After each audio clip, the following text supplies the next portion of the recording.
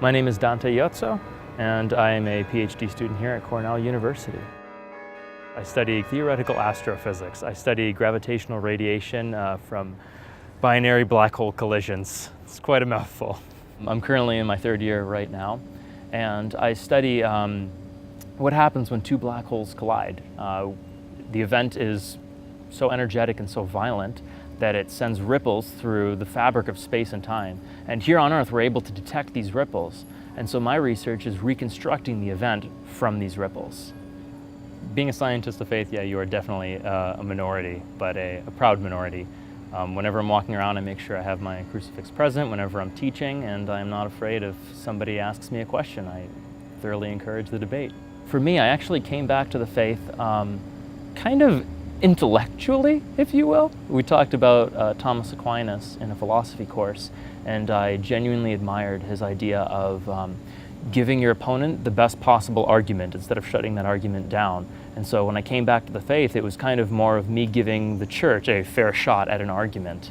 And so I came in and I saw the truth in the teacher's teachings. And I kind of saw my own pursuit as a scientist no longer as something I'm doing that's interesting, but as an actual search for truth in a different avenue, wherever the truth may lead.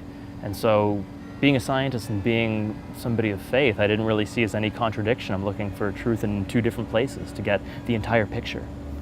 And so by the end of undergrad, I really jumped back into the faith in a whole new light, not the faith that my parents gave me, but my own faith that I explored on my own. And so it enormously helped my work. It put perspective to my work, a new perspective than what I had before. There certainly is a strong stereotype that scientists are people opposed to religion, and I do see this a lot at conferences.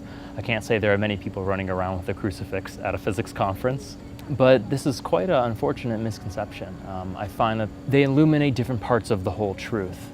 And it's our goal to look for the entire truth, whether through religion or whether through science. And if you miss one or the other, then you're missing a piece of the truth, really. Most of my professional life is being immersed into a group of scientists, and the questions of my faith actually don't come up as much as I want for some reason or another. So I was extremely excited when Theology on Tap asked me to give this presentation.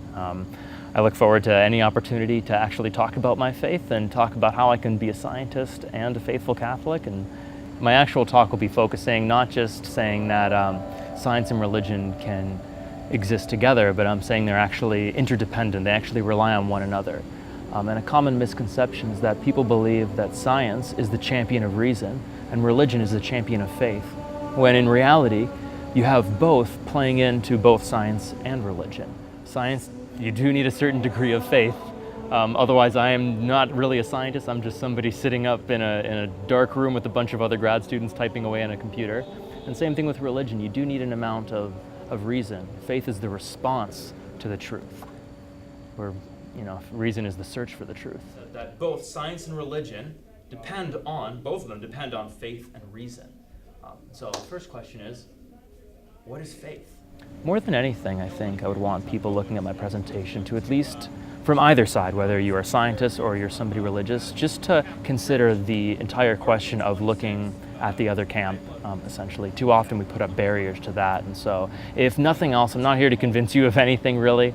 More than anything, I just to really consider, what is the other side trying to push? What is the other side trying to discover? And how can that actually be beneficial?